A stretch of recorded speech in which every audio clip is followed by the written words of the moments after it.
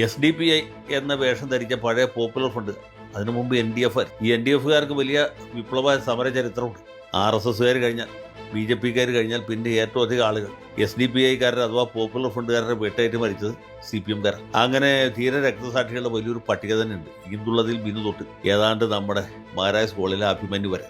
അഭിമന്യു അവസാനത്തെ രക്തസാക്ഷിയല്ല, ഇനിയും രക്തസാക്ഷികളുണ്ടാവും.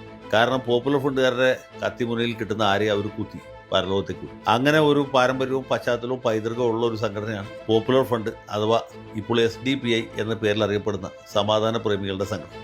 കടാര രാഷ്ട്രീയത്തിന്റെ പ്രണേതാക്കളാണ്. അപ്പോൾ ഈ സംഘടനക്കാരെ സംബന്ധിച്ചിടത്തോളം മാർക്സിസ്റ്റുകാരെ വേണ്ടി ഇവർക്ക് പണ്ട് മുതലേ ഒരു അന്തർധാരമുണ്ട്. സഖാബ് സജി ചെറിയാനോട് ചോദിച്ചാൽ പറയും, പുള്ളി ചെങ്ങന്നൂർ ഉപതെരഞ്ഞെടുപ്പിൽ മത്സരിക്കും. ചെങ്ങന്നൂർ മണ്ഡലത്തിൽ മുസ്ലിം വോട്ട് തന്നെ കുറവാണ്. SDPIക്കാർ അതിലും വളരെ വളരെ കുറവാണ്. പക്ഷേ അവരുടെ സഹായം അദ്ദേഹത്തിന്. അല്ലെങ്കിൽ അമ്പലപ്പുഴയിലെ സഖാബ് സലാമിനോട് ചോദിച്ചാൽ മതി, അദ്ദേഹം അറിയപ്പെടുന്നതിൻ്റെ സുഡാപ്പി സലാം എന്ന പേരിൽ. അതുപോലെ ശിവൻകുട്ടി സഖാവിനോട് ചോദിച്ചാൽ മതി, തിരുവനന്തപുരത്ത് നേമത്തും പരിസരത്തുമുള്ള സുഡാപ്പികൾ ആർക്കാട് വോട്ട് ചെയ്തു. അവരുടെയൊക്കെ വോട്ട് ശിവൻകുട്ടി സഖാവിന്.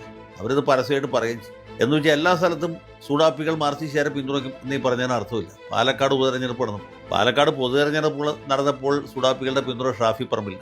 ഉപതെരഞ്ഞെടുപ്പ് നടന്നപ്പോൾ അത് രാഹുൽ മാങ്കൂട്ടത്തിന്. ഇനിയിപ്പോൾ വരാൻ പോകുന്ന തെരഞ്ഞെടുപ്പിൽ അത് മിക്കവാറും പിഷാരടിക്കായി.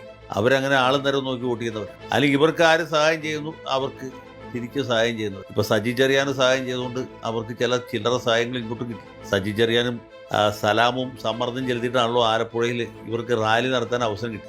ആ റാലി നടത്താൻ കഴിഞ്ഞുകൊണ്ടാണല്ലോ അവർക്ക് അരിയും മലരും വാങ്ങിച്ച് വീട്ടിൽ കാത്തു വെച്ചോടാ എന്ന് മുദ്രാവാക്യം വിളിക്കാൻ പറ്റും. ഈ മുദ്രാവാക്യം വിളിച്ചതിന് ശേഷം എത്ര ദിവസം കഴിഞ്ഞാണ് പോലീസ് അതിൻ്റെ അകത്തൊരു കേസ് രജിസ്റ്റർ ചെയ്തത്?